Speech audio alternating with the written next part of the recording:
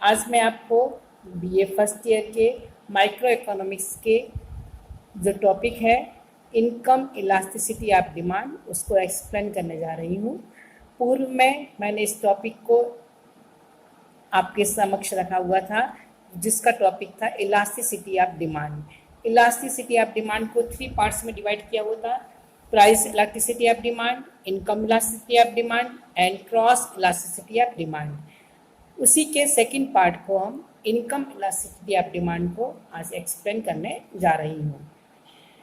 What is the income elasticity of demand या मांग की आयलोज क्या है?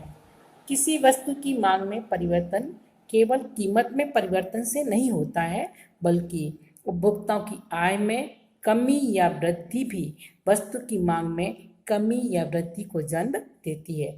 अतः हम कह सकते हैं कि उपभोक्ता की आय में आनुपातिक परिवर्तन से वस्तु की मांग में जो आनुपातिक परिवर्तन होता है उसे मांग की आयलोज कहते हैं। दूसरे शब्दों में हम कह सकते हैं अन्य बातों के समान रहने पर, अदर थिंग्स बीइंग इक्वल, आय में परिवर्तन के परिणाम स्वरूप जब मांग में परिवर्तन की मात्रा का माप जो होता है वह मांग की आयलोज कहा जाता है। इसका फार्मूला जो है वो इस प्रकार से है: मांग की आयलोज इक्वल टू मांग में प्रतिशत परिवर्तन अपान आय में प्रतिशत परिवर्तन, अर्थात income elasticity of demand equal to percentage change in demand upon percentage change in income. Okay, अब हम बात करेंगे मांग की आयलोज की श्रेणियां अर्थात degrees of income elasticity of demand. मांग की आयलोज को 5 श्रेणियों में डिवाइड किया गया है, जिसमें से प्रथम एवं अंतिम श्रेणी को हम काल्पनिक मानते हैं और द्वितीय, तृतीय एवं चतुर्थ श्रेणियां जो होती हैं वास्तविक जीवन में दृष्टिगोचर होती हैं। अब बात करेंगे मांग की आयलोज इकाई से अधिक, मतलब फर्स्ट पॉइंट जिसका है वह क्या है? मांग की आयलोज इकाई से अधिक अर्थात elasticity in greater than unit. जब आय में आनुपातिक परिवर्तन की अपेक्षा वस्तु की मांग में आनुपातिक परिवर्तन अधिक होता है तो मांग की आयलोज इकाई से अधिक हो जाती है। इसका अभिप्राय यह है कि उपभोक्ता अपनी आय वृद्धि से अधिक अनुपात में जब मांग में वृद्धि करता है तो इस प्रकार की आयलोज मांग की आयलोज इकाई से अधिक कहलाती है। यह आयलोज विलासिता की वस्तु में ज्यादातर देखी जाती है, जैसा कि डायग्राम से भी स्पष्ट हो रहा है। ओ एक्स अक्ष पर अपन ने क्या लिया है? वस्तु की मात्रा को लिया है, और ओ वाई अक्ष पर क्या लिया है? आय को लिया है।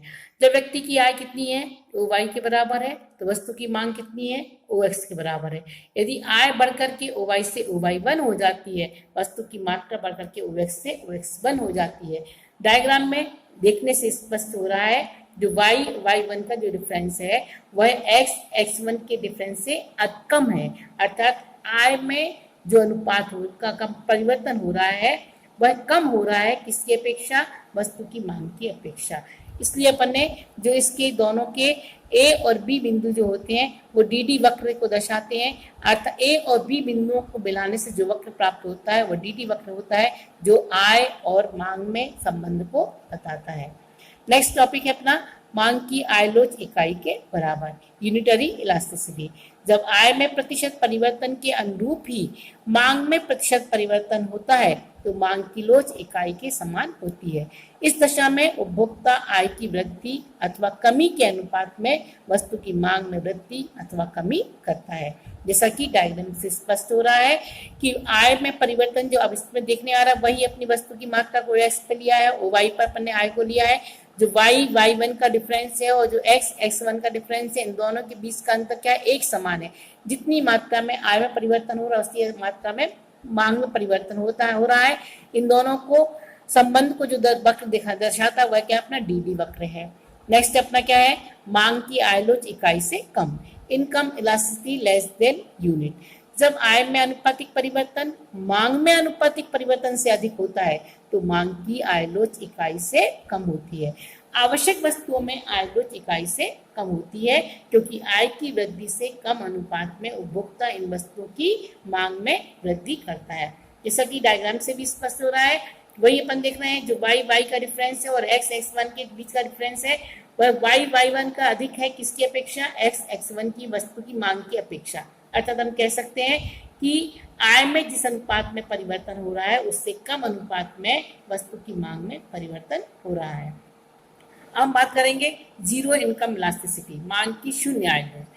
जब आय में आनुपातिक परिवर्तन होने पर भी मांग में कोई परिवर्तन नहीं होता है तो अपन मांग की लोच क्या होती है, शून्य होती है। ऐसा कब होता है, अति आवश्यक वस्तुओं के संदर्भ में ऐसा होता है। जैसे नमक है, नमक की मांग में आय में कितना ही परिवर्तन हो जाएगा लेकिन नमक की मांग यथावत जितनी क्वांटिटी होती है उतनी ही बन रहती है, उसमें ज़्यादा कोई अंतर नहीं होता है। और डायग्राम में भी स्पष्ट हो रहा है कि अपन देख रहे हैं y1 में अंतर बढ़ता जा रहा है। पहले OY1 था जब व्यक्ति की आय, तब आप वस्तु की मात्रा कितनी OX है। जब आय बढ़कर के OY से OY1 हो जाती है तब भी वस्तु की मात्रा हमारी कितनी है, OX के ही बराबर है। अर्थात स्पष्ट हो रहा है कि आय में परिवर्तन होने के बावजूद भी वस्तु की मांग में कोई परिवर्तन नहीं हो रहा है। और नेक्स्ट अपना लास्ट पॉइंट है नेगेटिव इनकम इलास्टिसिटी। निम्न कोटि की वस्तुओं में आय लोच कैसी होती है, ऋणात्मक या नेगेटिव होती है, क्योंकि ऐसी वस्तुओं के उपभोग की मात्रा उपभोक्ता की आय में वृद्धि के साथ घटती चली जाती है। इसलिए यहाँ पर negative income elasticity of demand को दर्शाया गया है। अब डायग्राम में हम देख रहे हैं वही OX अक्ष पर वस्तु की मात्रा, OY अक्ष पर आय को लिया है।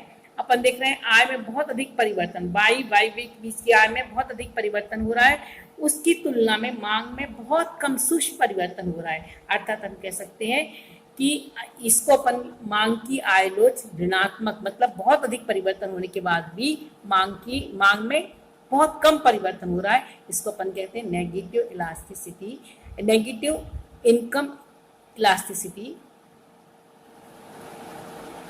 कहा जाएगा।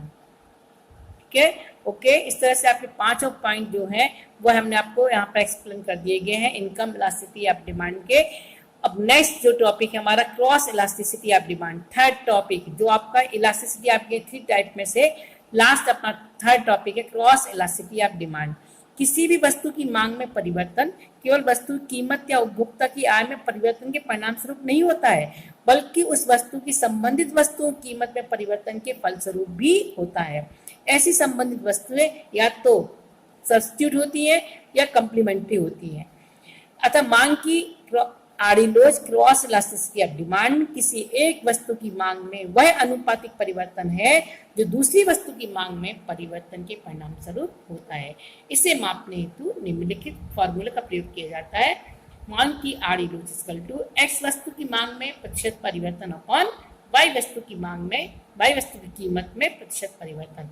अर्थात elasticity cross elasticity of demand equal to X commodity percentage change in demand upon Y commodity percentage change in income. इस तरह से यहाँ पर मांग की लोच के तीनों टाइप यहाँ पर समाप्त हो जाते हैं। जय हिंद, जय भारत। अगले नेक्स्ट टॉपिक के लिए फिर आपके सामने उपस्थित होंगे, तब तक के लिए धन्यवाद।